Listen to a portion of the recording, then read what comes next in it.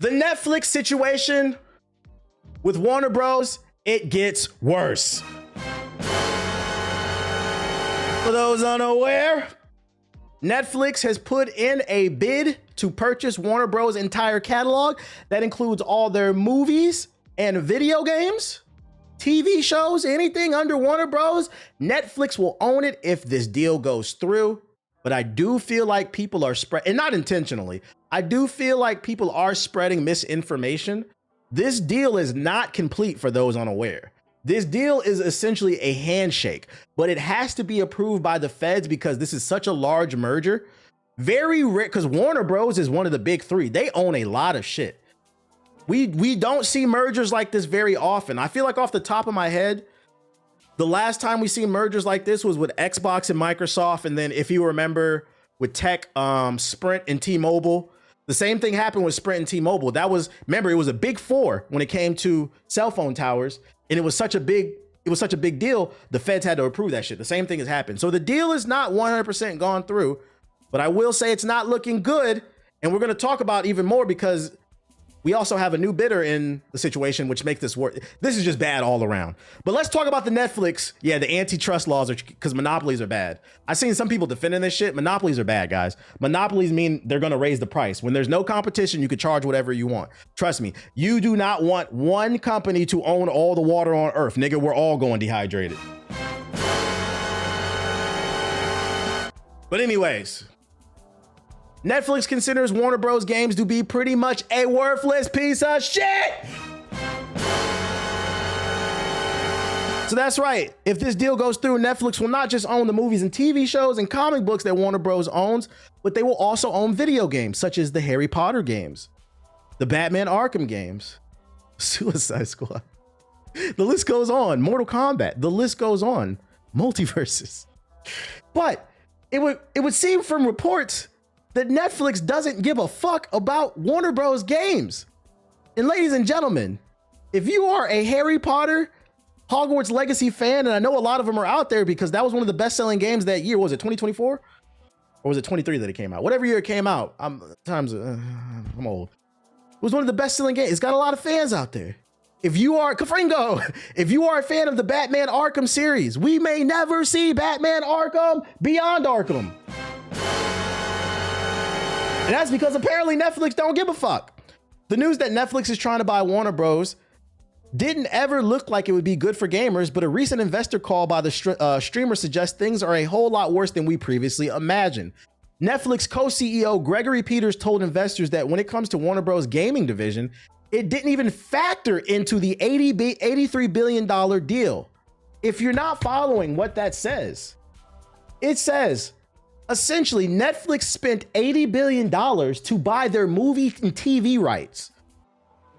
They didn't even give a fuck about the gaming. They weren't even thinking about Batman Arkham is irrelevant to them. They don't care. And I said on this stream last week, one of you niggas is gonna give me my fucking flowers. Because I seen people defending this shit. You don't want this to happen. You don't want a monopoly. You don't want Netflix getting too much fucking power. They raise the price every fucking year. And on top of that, their gaming division is fucking horrible. They make shitty mobile games that nobody plays. And now you're telling me they don't even give a fuck about all the they don't care about Mortal Kombat. They don't care about Batman Arkham. They don't care about Hogwarts Legacy. They don't care about Wonder Woman. They don't care about anything that's under the Warner Bros. Video game umbrella, which means it could get lost to time.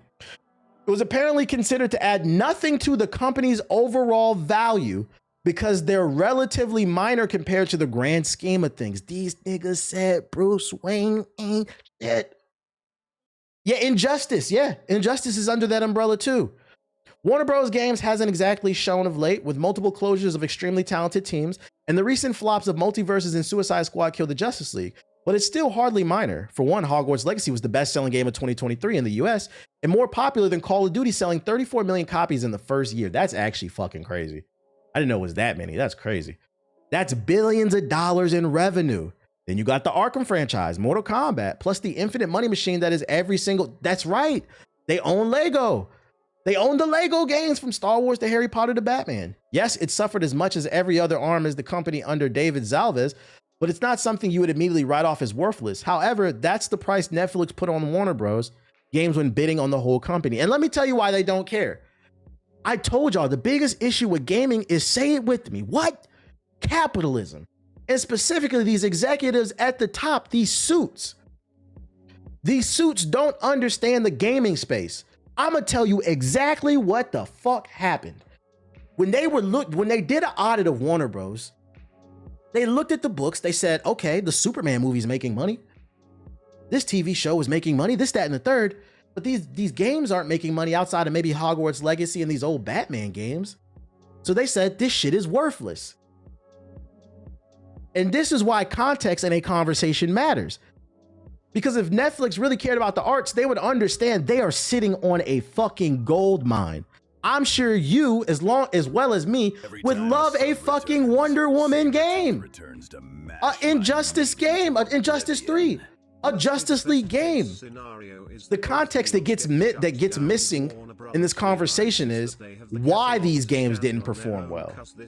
And the reason they didn't perform well, and this is why I said I feel bad for the game developers, because they're getting stuck in these bad situations. It's because the CEO, whatever, David Zalaf. Friendly reminder for those who didn't know the story. Rocksteady did not want to make Suicide Squad. He ordered it. He said, we need more live service games. That's what happened with Multiverses as well. Gotham Knights.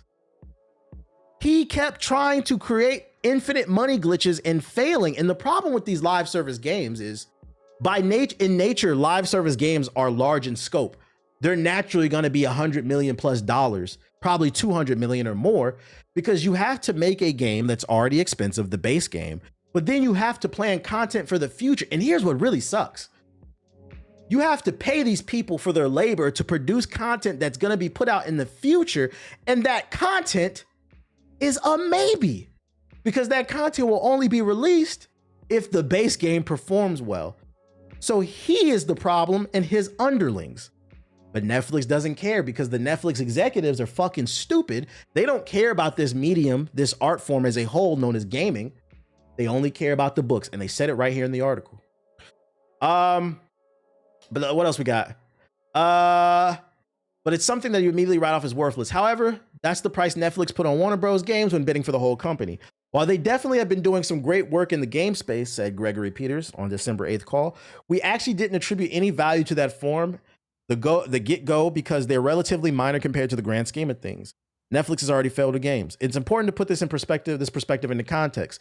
Netflix has spent years trying to work out how to make money through video games and only failed and failed again, stripping back expensive forays into the world of PC and console gaming, and now sticking exclusively to mobile games with casual emphasis. That makes sense. Man, they're just talking about how this shit failed. And this is why this is bad. Now, this doesn't guarantee that if the Netflix deal goes through that they're just going to throw away all their games. But what it does guarantee at bare minimum is it's not a priority. If you ever wanted to see a Batman, Arkham Beyond, Injustice 3, a new Mortal Kombat, a Justice League video game, that Wonder Woman video game, that shit ain't coming out till 2040, nigga. Yeah, it's exactly, Cap. It's an orange flag. I'm not gonna say red. I'm not gonna say yellow. It's somewhere in the middle. This shit is an orange flag. It's not good, bruh. It's not fucking good. At the very least, I hope they allow companies to use the license to create games. That would be a good scenario. Maybe they license, if they buy Warner Bros., if the deal goes through, they could potentially license out their powerful IPs to developers who actually care. I would be okay with that. I would also be okay in a world where if Netflix does get the licenses, they just let them do whatever. But we know how these corporate overlords are. They only want to make $1. I mean, they just admitted it. They looked at the books and said the games don't matter. So I wanted to make you guys aware that if this deal goes through, this is bad across the board, because not only will the price of Netflix most likely go up, but also some of our favorite games may cease to exist. And if they do exist, you don't know when them bitches is coming out. License the Nemesis system. Hey, before I even move past this, you want to hear something, Cap? He said in the chat, they should license the Nemesis system. Nigga, do you think that people at Netflix even know what that is? Just some food for thought. They looked at them books and said, Bruce Wayne doesn't matter. For those unaware, Batman has like 10 different ongoing runs of comic books. He is the best-selling comic book out right now, and that's why they keep putting out different versions. Matter of fact, Absolute Batman is one of the best-selling books of 2025, period. Not comic books. It's a New York bestsellers. Like, comic books is having a bit of a moment right now. And these motherfuckers said Bruce don't matter. And you think the same people that said Bruce Wayne doesn't matter, you think them niggas know what the Nemesis system is? Chat, be for real. Be fucking for real, dude. Be fucking for real. I hate to be the bearer of bad news, but like, we got to critically think about this one. I don't think they know what the fuck that is, bruh. They're out of fucking touch, man. And this is why I said we don't want this deal to go through. But I also think what sucks about the Netflix deal and Warner Bros. Is I don't know what the solution is. Yeah, Absolute Batman number 15 come out. Hey, chat. Pick up Absolute Batman 15 tomorrow. That's the debut of Absolute Joker. It's gonna be worth something probably. I just seen Absolute Batman number 1 sell for like $350. That shit just came out in 2024. Anyways, I got mine ready. This is not financial advice, but you know, also get into it because you like reading. But anyways, what was I about to say? I lost my train of thought. I fucking lost my train of thought. Fuck! The Paramount shit? Yeah, we're gonna get to that. I lost my fucking train. I feel like I had a good point. Anyways, I guess we'll just move on to the next part then. Whatever, man.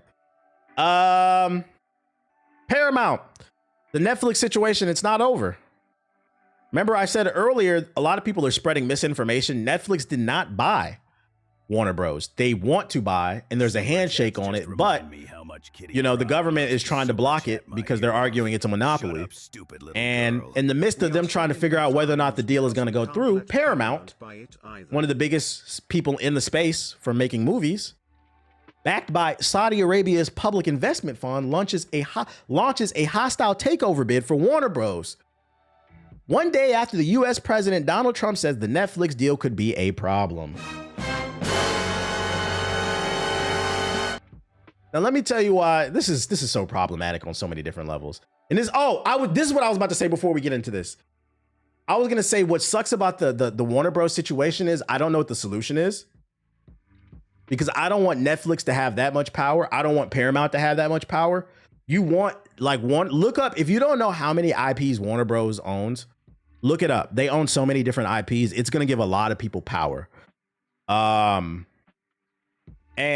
I want that power to be spread apart so that it's good for consumers. And I think that when it consolidates, it's just going to fuck us all over. They have a lot of subsidy. Yeah. Warner Bros. Is huge. I think it's going to fuck us all over. And I don't know what the solution is, because on the other end, I also don't want us, the consumer, the Americans, I don't want us to do a bailout. I've seen murmurs of that, you know, talking about a government bailout potentially for Warner Bros. Nah, nigga, I don't want my tax dollars going to Warner Bros. Nah. We already spend too much money on missiles and other stupid shit to commit war crimes. That's what your president's doing. We should be spending our money on education and infrastructure and other things that in healthcare that benefit, you know, Americans. So like, I don't want to bail out Warner Bros. Either. Like, you guys got yourself in this mess. Figure it out. I don't know what the solution is on this one. Usually I have a solution, but this one's kind of rough because we're talking about a lot of money here. And to make matters worse, now Paramount, who's backed by Saudi Arabia's public investment fund, is trying to do a hostile takeover. So they're throwing their hat in the bid. And if you don't know what a hostile takeover is, when it comes to a publicly traded company, a company that you can buy stocks off the stock market, what a hostile takeover is Paramount and, you know, the people that are backing them, they're essentially trying to go to the stock market exchange and buy up all the stocks. They're basically going to try to buy up 51% of the stocks that are on the market. And that'll give them complete control. Because you don't have to buy 100%. They just need to buy 51%. They'll probably buy more if they can. And that'll give them complete control of the company. Now they don't have to answer to any boards or whatever because they own the majority of the company. And I think what concerns me about this shit is it's being backed by the Saudi Arabic Public Investment Fund. This is the same people that just invested in EA. They just bought EA. So now the Saudi public fund will own EA. They will also own potentially Paramount and Warner Bros, which is opening us up for a lot of propaganda or potentially censorship. And I think this shit is especially problematic because Trump is talking about the Netflix deal could be a problem. Now, why is he saying that? Let me read between the lines for you fuck niggas. He's calling it, he doesn't think it's problematic for these two groups to buy it, but he thinks it's problematic for Netflix. And that's because his hand won't be in it. Because friendly reminder, his son-in-law, Jared Kushner, went half on EA with the Saudis on EA. So what Trump is actually saying is, I don't like Netflix buying Warner Bros. Because I don't get to make any money from it. For the people that keep telling me to stop talking about politics, your government is fucking corrupt and it's getting nasty, bruh. This is some weird shit. This is why I be making jokes, but I miss old school corruption. Like what happened to the president getting a little blowjob in the Oval Office? Talking about it is that deep. And why do you not want him, his affiliates, basically, to control things? You don't want them to control things because then they won't have the power to, through media, you can control minds. Because I'm gonna tell you what's gonna happen. If Trump and his friends at Paramount and the Saudi investment fund control all the Warner Bros. Properties, Batman, Superman, they're gonna turn into MAGA propaganda. It's not gonna be Superman, it's gonna be MAGA Man. And it won't be full-blown MAGA Man. It'll be subtle little dog whistles. It'll be subtle little dog whistles that wash people's brains into thinking certain things are okay. And this is why this shit is problematic, bruh. It's gonna be like The Boys. It's gonna be like The Boys, bruh. So I know some people don't like me talking about this shit. But once again, I don't know what the fucking solution is, bruh. I don't know what the solution is. Maybe we need to all go out and buy like copies of Batman Arkham City or some shit, bruh.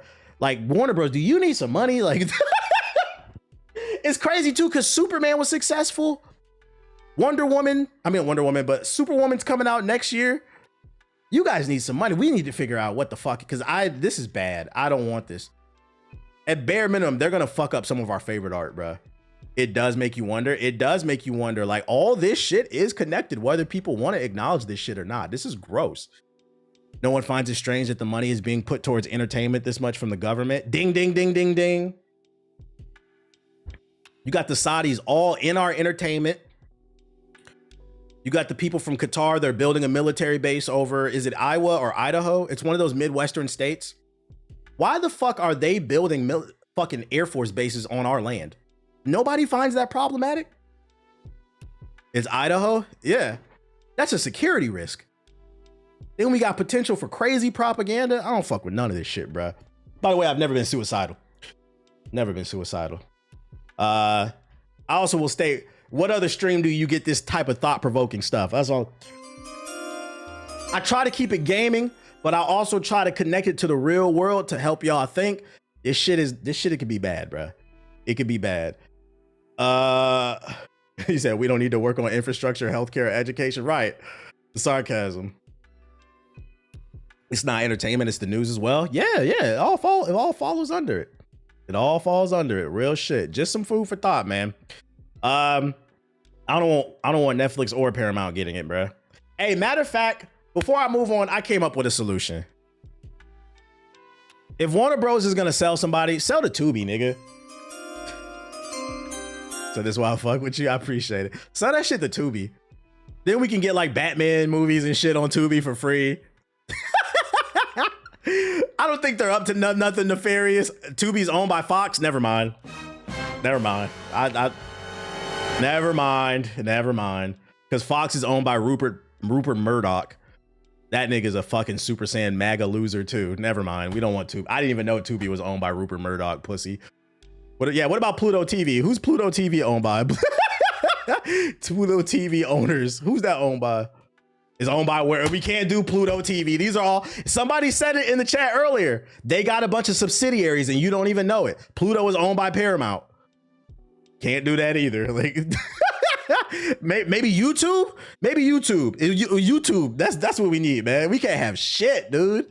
We cannot have fucking shit. Apple TV, something, man. This is bad. This shit. Like, damn. Do I need to start drinking? Shit's getting depressing, bro. Shit is getting fucking depressing. Let's talk about something more positive. Rogue has been revealed for Marvel Rivals. You know I'm about to play this shit off stream.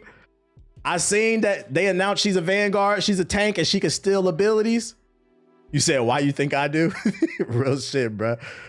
Drink responsibly, though. Drink responsibly, chat. Yeah, we about to play this shit up off stream. Let's see what this shit is hitting for, though.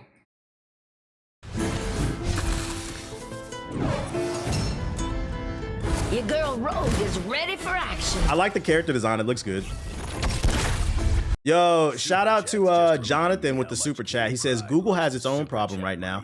Netflix doesn't want WB cable stuff, so they will probably divest. It's a shame, bro. All right, let's lock in. Let's lock in. Take a seat, darling. I love how her tank, like, you know, like Magneto has a magnetic shield and shit. I love how her tanking ability is she just crosses her hands. Like, she just be black. She's really just like that, bro. I love that. Lore accurate. Ooh, she throwing hands. Okay. Caught you good. Wonder Woman type shit, yeah. A Wonder Woman mod would go crazy because she's crossing her hands like that, so it can look like the bracelets are deflecting, and they could do that on PC. Break. Sayonara. Gather in. Ooh, she got air combos. Okay.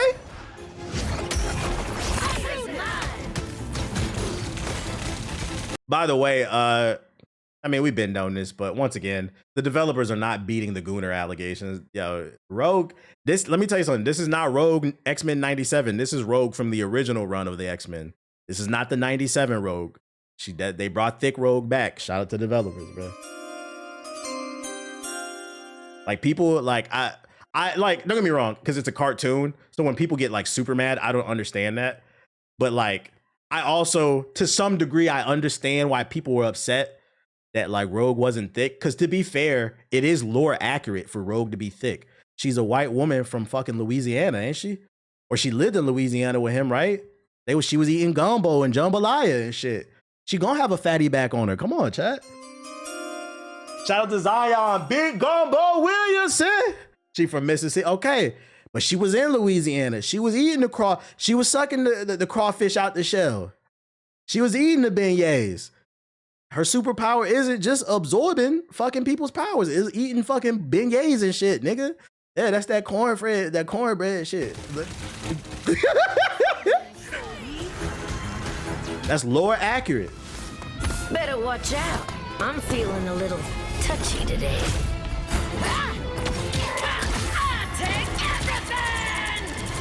I take everything. Nighty night, sugar. Southern Belle type shit. She got a lot of talent, real shit. The yams are canon. December 12th, the update is coming out. Is that the original voice too? Somebody in the chat said it's from the show. She looks cool. I'm definitely gonna be playing this off stream, chat. I'm sure y'all can watch JG stream it. This the road that reminds niggas Dr. Umar not a real doctor. Tight shit. What did her alt do exactly? I don't know. Does anybody have like an article with a breakdown of her abilities? I'm not gonna lie, a lot of her abilities looked kind of samey. All I know from Twitter is it said that she can absorb ability. I mean, wait, there's a dev diary right here. Let's break it down. Hello everyone, Guang Guang here. It's fantastic to see you all again. The lead goon developer. Welcome to Season 5.5 of Marvel Rivals. Season 5 show Gambit pull off a daring heist within the Collector's Museum, stealing the contract the Grandmaster was after, but the Collector was one step ahead, having hidden a real contract elsewhere. When Rogue awoke in the middle of the night to find her alt is lifesteal, that makes sense. And their sweet honeymoon began to unravel. Disappointed and hurt, Rogue's anger boiled over, making it even harder to control the new powers she gained after accidentally touching the Colombian die. Now, in Season 5.5, Rogue makes her debut in Marvel Rivals. She enters the fray as a Vanguard, combining her immense strength with Colombian energy. Rogue charges into enemy lines with powerful melee abilities, opening opportunities for her team. Of course, we haven't forgotten her signature ability, Power Absorption. So she absorbs people's powers and it just like buffs her punches? During battle, Rogue can take down an enemy hero and absorb abilities from them, gaining a basic buff based on their role. She may even steal a signature ability, like Doctor Strange's Shield of the Seraphim. Oh, that's actually, hey, I'm not gonna lie, that's actually fire. That's gonna make the combat very dynamic. Or Loki's Regeneration Domain. And that's not all. When Rogue activates her ultimate, she continuously drains ultimate ability energy from nearby enemies. Off topic, how you feel like YouTube CEO stance on AI moving forward on the platform? I'm not gonna lie, I'm not too knowledgeable on that. I don't know what he said or like done. I'll tell you this much, the AI tools that YouTube has implemented, none of them are useful. All that shit is ass. Giving her team the edge and gaining further buffs based on their roles, making her a true powerhouse on the battlefield. This update brings another round of team-up ability changes. We are removing the mental projection team-up ability between Emma Frost and Psylocke. Emma Frost will now join Chilling Assault. Snow Bunny Heaven. Without Diamond. She can unleash a cone of roast to slow enemies and use her diamond form to create a wall of diamond eyes, blocking enemy movement. Psylocke joins Sword of Duality. Y'all think everybody about to start playing tank? And dark energy. The like ratio looking real devious. Hit the like button. Light energy. She throws a returning shuriken that damages enemies and heals allies. When You wanna die and go to Snow Bunny Heaven? Based on the number of targets hit. With dark energy, she scatters a ring of dust, damaging enemies in range and entering a phase state, becoming invisible. Rogue joins Explosive Entanglement. Explosive Gambit channels entanglement. kinetic energy into Rogue, and when she activates the ability, every attack Tell Dr. Umar I'm losing focus. and heals nearby allies. The full balance patch notes will be released in a few hours. Stay tuned. The real patch note, the full patch notes is being released. Jeff's Winter's Pledge. What up, 2 invisibilities for Psylocke? That does sound broken. Jeffland. This map features an all-new 3-way brawl. Unless they shorten the length of it, but like they took 1 and split it into 2, but it feels like it's 2.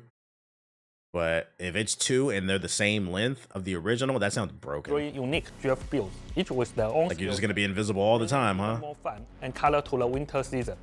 Plus, we have a series of holiday and winter-themed costumes and festive events lined up to help everyone celebrate this joyful time of year. Jeff's Winter Space Festival and all the holiday special events kick off right after the December 18th update. Get ready. Get ready to spend that. He said get ready. That's code for get ready to spend that money, baby. It's the all-new mystery burger at Pim's Test Kitchen in Times Square. Also available after the December 18th update. Eat it, and you might be surprised by the results. Zhiyong is still working on balance changes. Stay tuned for news on balance and detailed team-up ability changes. And as always, ignite the battle. There it is. Y'all know what I'm playing. End it off stream, chat.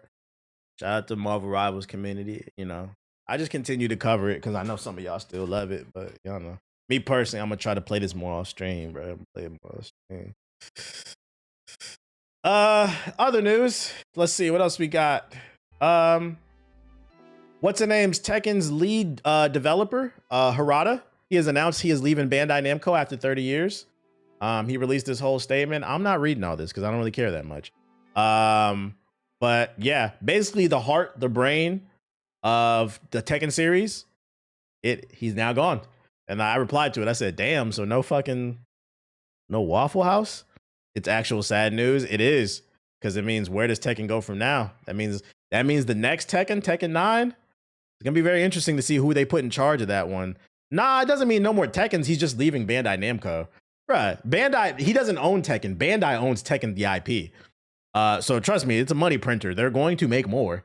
It's just now it's going to have a new creative director, which could shift the series. And that could be a good thing. It could also be bad.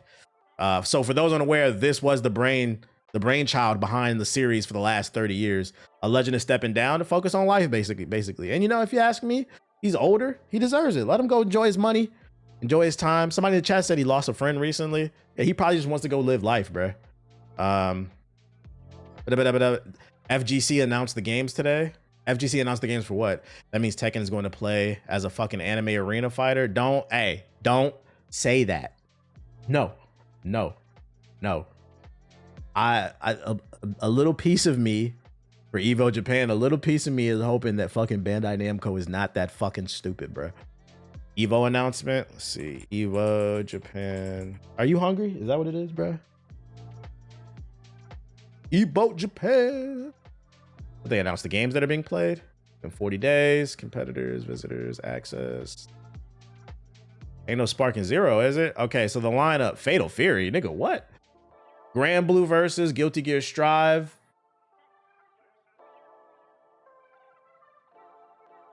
I don't know what that is.